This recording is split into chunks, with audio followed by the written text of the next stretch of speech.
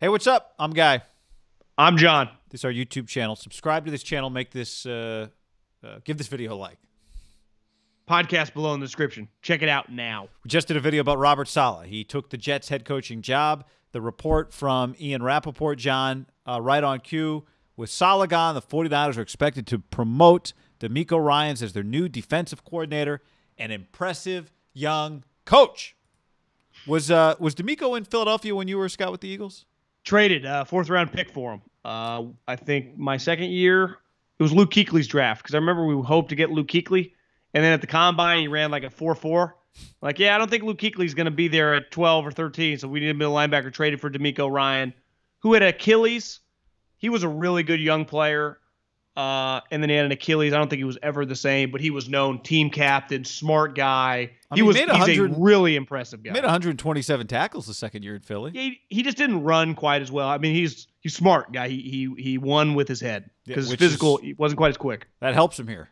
Yeah. You know, we talked about how old is he? I mean, he's got to be my age, 35, 34, 33. 36 years old. He'll turn 37 in July.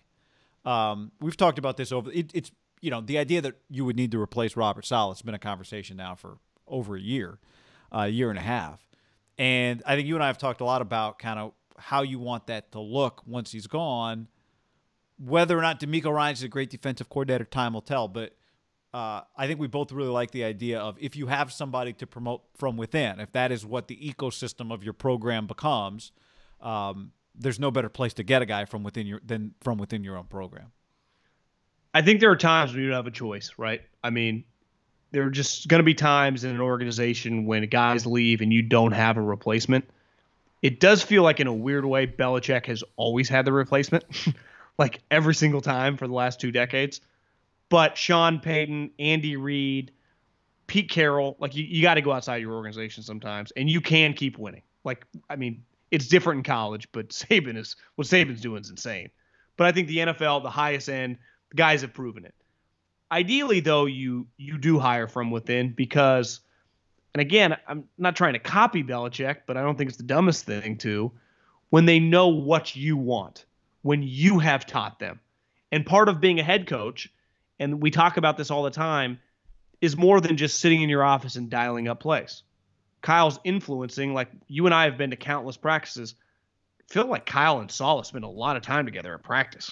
Like they are in constant communication. It does not feel, you know, you hear some of these stories about some old school guys, defensively or offensively, where it's just like they're just on their side of the ball. They just worry about their unit. Like that's not really Kyle's deal.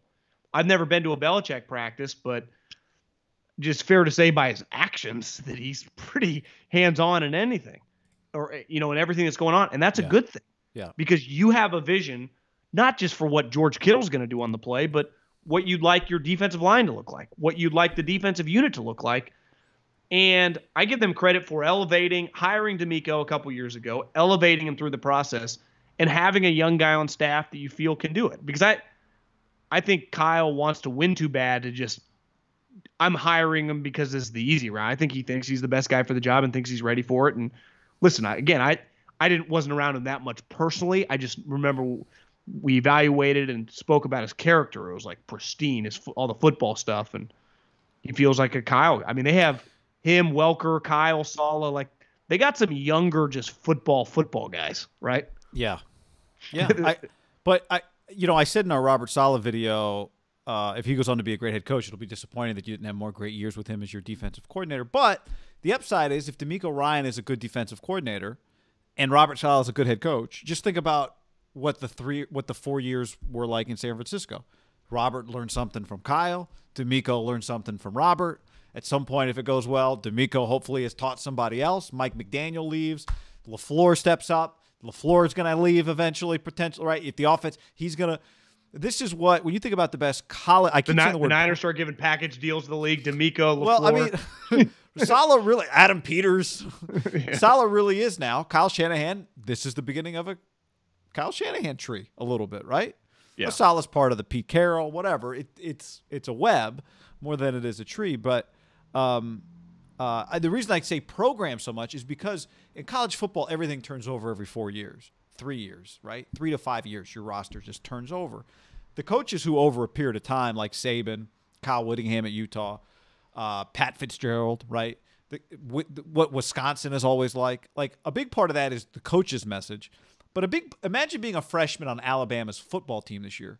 You just watched Jalen Waddle, right, come back onto the field when he didn't have to, back from a broken foot, just because people told him he couldn't do it. He wanted to play in the national championship game.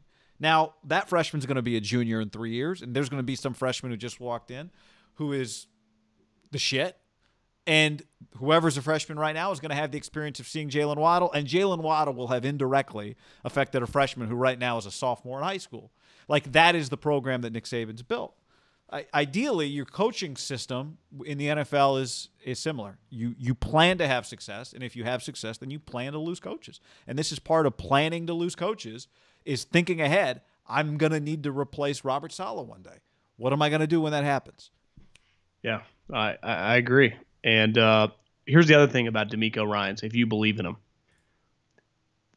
There are a lot of one-and-dones. I guess there is the potential every year for one-and-dones with coordinators, right? You get an offensive coordinator job. You immediately have success. You save a quarterback's career. You throw up a bunch of points. You are a lock to be interviewing. If the Niners go 10-6 and DeMeco and their defense is good, he's no lock to get a coaching interview next year. You actually are much more – this is why the Niners and obviously the Saints, the Rams, the Chiefs, like the Colts, any team with a head coach who is also the play caller that's good at the role, like I don't count the Cardinals, you're set up well. Because if you hire the right defensive coach, even if the guy's good, it took Robert Saleh a couple years to get a job.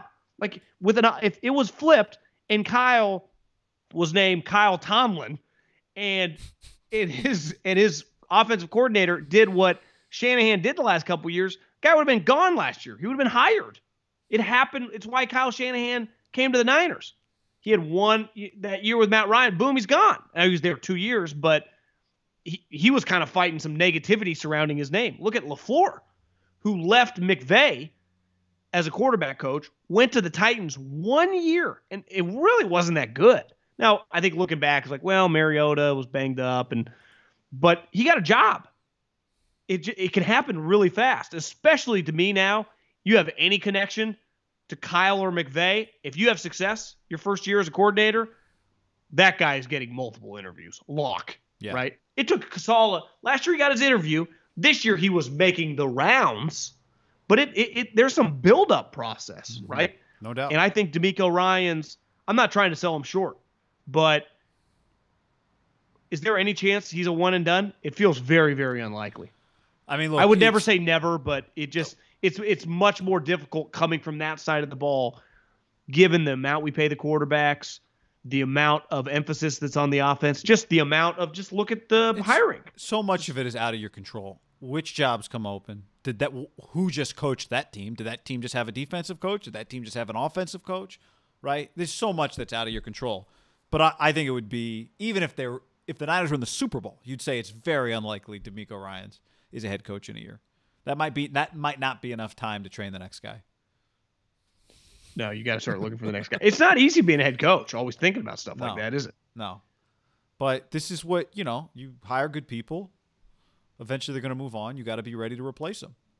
Well, what to me is going to be telling for Kyle, like he had this set up. What I find interesting is McDaniels and LaFleur have kind of been his boys for the last more than half a decade, right? In Atlanta, the 4 years in San Francisco. Now he's losing one of them, and we'll see. I mean, LaFleur could also leave with another coach. There's no guarantee. We don't know who. There's only 2 spots filled out of the 7. Those guys, and Kyle's gone on record before what they mean to the weekly game plan, the impact they have on. Been with him, giving him ideas for plays, implementing plays. You could argue that will be a tougher transition for the Niners than the defense.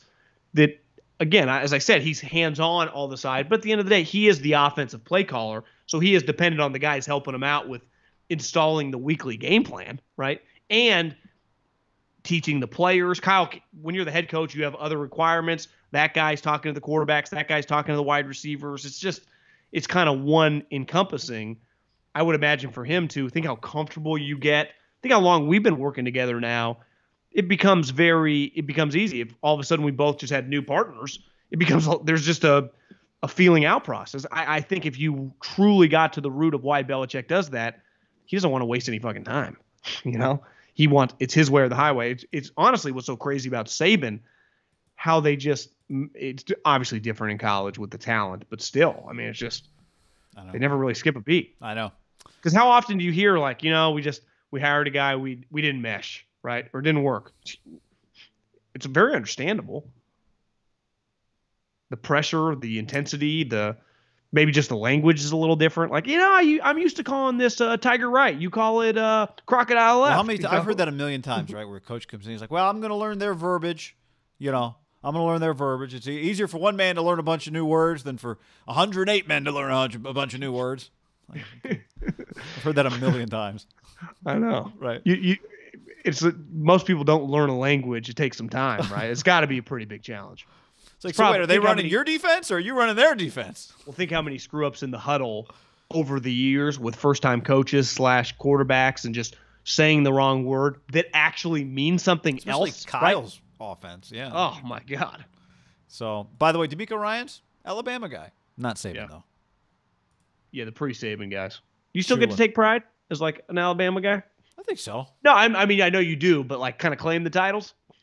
Yeah, absolutely. That's your program, man. Yeah. Absolutely.